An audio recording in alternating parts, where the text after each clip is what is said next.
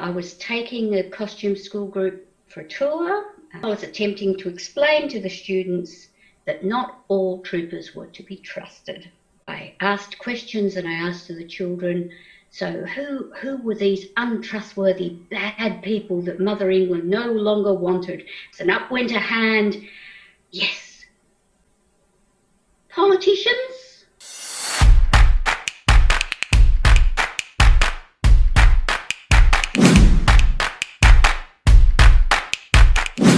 To live in Ballarat, I discovered there was so much history and that Sovereign Hill encapsulated it in such a brilliant way that I couldn't wait to become part of it and live the life, in a sense, one day a week. I had to retire and I really needed to make sure I had something else that was worthwhile to do in the community.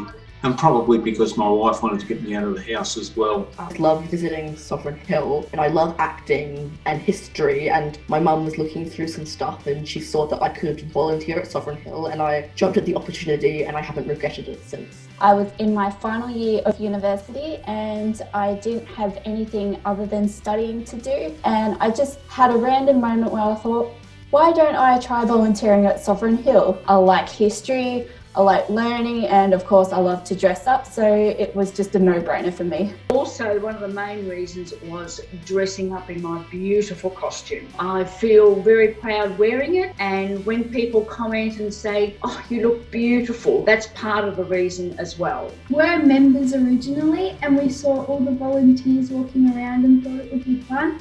So we joined and it is so much fun. There was the opportunity to join FOSH, and having a bit of a background in amateur theatre, the idea of dressing up and portraying a character was very appealing. I had a lot of spare time and I wanted to use it constructively. And somebody suggested Sovereign Hill, so I plodded along and I've never regretted it. It's absolutely wonderful. Often they're the small things that make a difference to the visitor.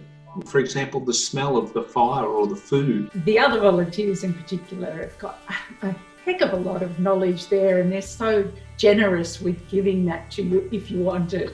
But also the surprising thing that I found was you get so much information from the people that come in, the guests that are there, they love to tell you things about their history, their family history. Not only are you constantly learning all the time, but you're surrounded by people who are just as passionate about learning as you are. I can go a week without seeing anybody or even talking to anybody, even on the phone. So yeah, it gives me social contact, and as I say, with people that some of them I've worked with for 10, 20 years. It gives me a sense of belonging. Also, the wonderful friendships that you meet. I just love visiting living history museums all over the world and just wanted to be a part of sharing our exciting stories with visitors. They're learning about history, but they don't realise that they're actually learning something. They're just really interested in what's going on. They will ask questions, and I can talk about all the aspects of Sovereign Hill and of the 1850s. All the fun people I get to meet, all the visitors. We make up a very big presence which gives the whole museum life. Finding gold is always a fun activity for people. They love it. My most memorable moment is probably going down on Eureka Day to Sovereign Hill. I went with the miners down to the diggings for the licence hunt. It was lunchtime in there anyway, so there was quite a few people in there, and then we brought this plate of scones in and they were gone in 5 minutes.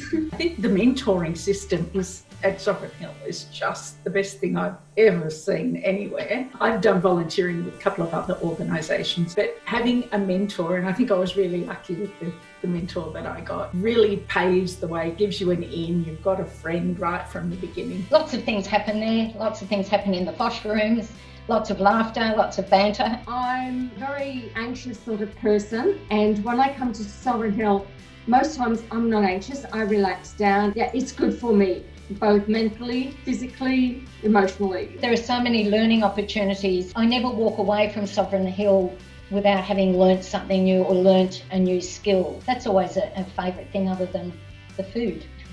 I love volunteering at Sovereign Hill. I admire the people who had the dream to preserve our history, and I just wanted to do my bit. Certainly, Sovereign Hill contributes so much to Ballarat and to our whole understanding of ourselves. It's not just knowing what happened then, it's relating it to what's happening now and to our own lives. And so to me, that's really important to be part of that. I feel it's helped me grow as a person mentally. Yeah, I just feel like I would do it in the future as well. My favourite thing about volunteering is learning new things. You could learn new things about history or skills, and you can share them with visitors, and it's a really amazing experience. Really nice to be appreciated and feel that sense of worth and purpose. I know that you and the other Sovereign Hill people do appreciate the time that we put in as volunteers. So that's always a nice feeling that you know that you've been appreciated. It's about